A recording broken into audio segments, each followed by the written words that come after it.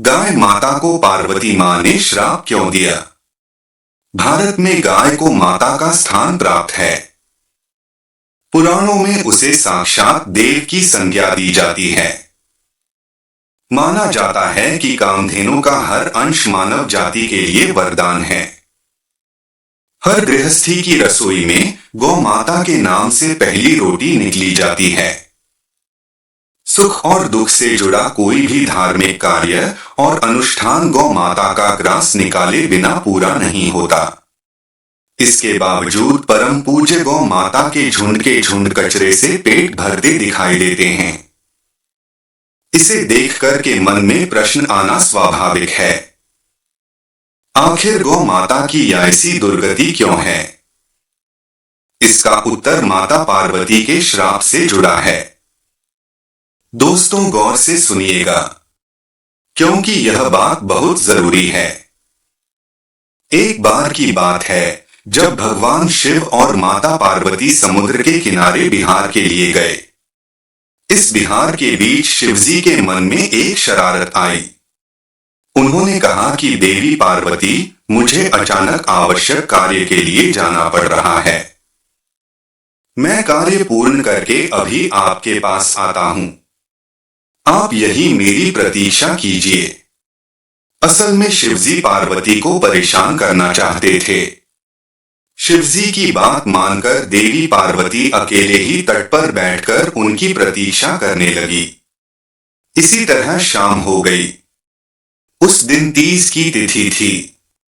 जब रात शिवजी नहीं लौटे तो मां पार्वती तट पर ही रेत का शिवलिंग का निर्माण करके और आसपास उपलब्ध पूजा सामग्री से रात भर शिवजी का निर्जल निराहार व्रत किया।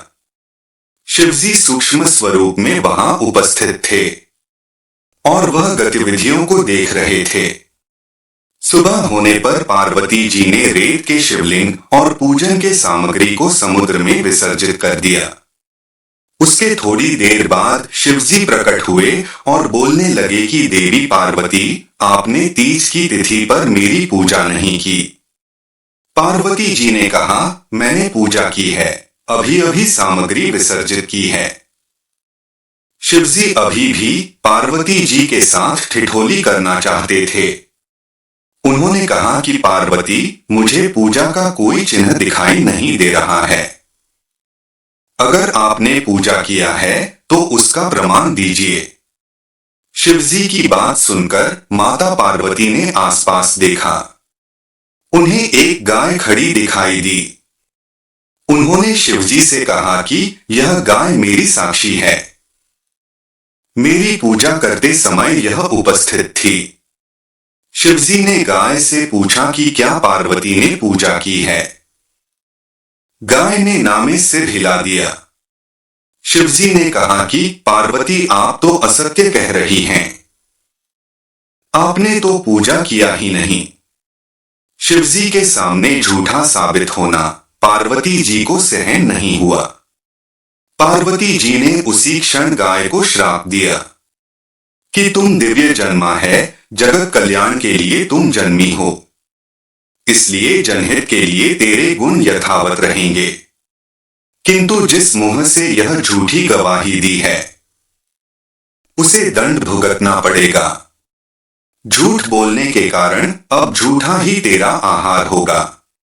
इस तरह झूठ बोलने से गौ माता क्रोध की भागी बनी। इसी कारण आज तक उनके अंश में अच्छा भोजन प्राप्त होने के बाद भी वह झूठा भोजन खाते रहते हैं। दोस्तों, अगर आपको यह रहस्य नहीं पता था तो यह वीडियो और भी लोगों को शेयर कीजिए और बताइए कि आजकल की गाय झूठा क्यों खा रही है और सड़ा गला क्यों खा रही है। दोस्तों, आज के वीडियो में बस इतना ही। दोस्तों, अगर वीडियो अच्छी लगी तो कमेंट करके जरूर बताइए और अगर आप पहली बार देख रहे हैं तो सब्सक्राइब करके बेल आइकन की घंटी जरूर दबाइए। वीडियो को पूरा देखने के लिए आपका बहुत बहुत धन्यवाद।